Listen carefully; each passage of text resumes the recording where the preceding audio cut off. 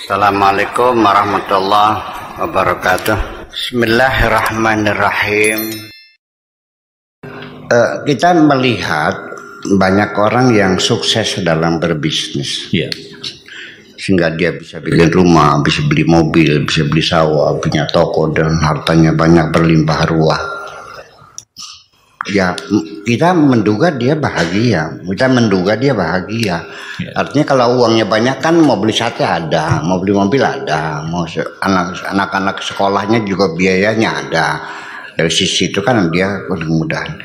Tetapi kalau kita telisik lebih mendalam sendiri ke dalam dirinya sendiri, apakah dia bahagia? Ya, depend on. Ya, kalau dia banyak bersyukur kepada Tuhan, mensyukuri segala yang ada, itu rasa bahagianya semakin meningkat. Karena janji Tuhan, barang siapa yang bersyukur, ku tambahkan rezekiku, ditambahkan kebahagiaannya. Jadi rasa bersyukur itu akan menambahkan kualitas nikmat itu. Sebab bagaimanapun tidak mungkin kita akan merasa menikmati bahagia dengan kenikmatan kalau kita tidak menyadarinya itu adalah nikmat dari Tuhan. Oke, kita ingin menjawab dulu sebelum kita melenceng tentang rasa takut ini.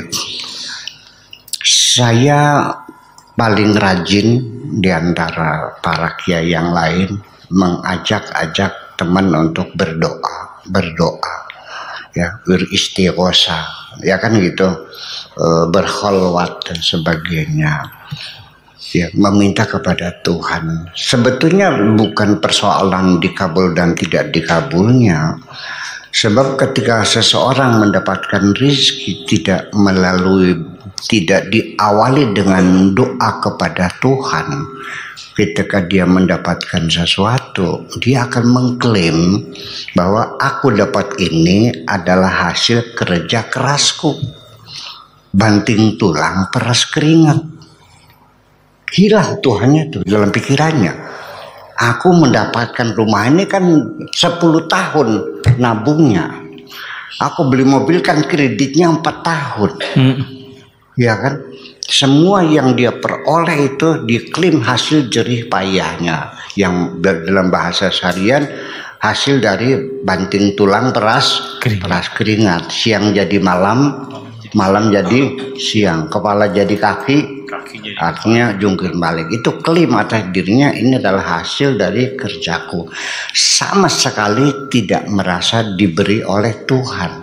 Tetapi ketika diawali dengan berdoa dulu kepada Tuhan, lalu dia dapatkan dan dia meyakini, ya Allah, Tuhan Maha Baik, doaku dikabulkan, dia bersyukur atas pemberiannya.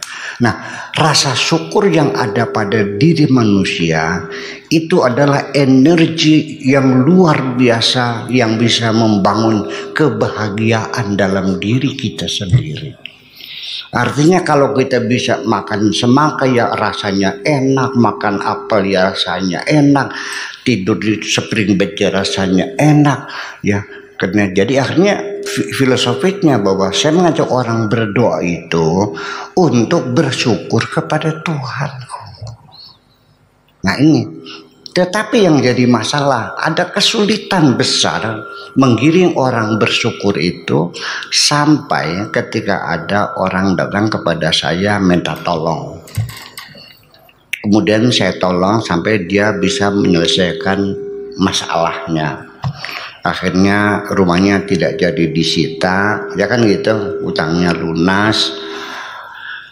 Dia datang kepada saya sambil bawa beras, sambil bawa buah-buahan, sambil bawa baju, namanya tasyakuran kepada saya. Saya bilang, Anda salah alamat, bersyukurlah kepada Tuhan, bukan kepada saya.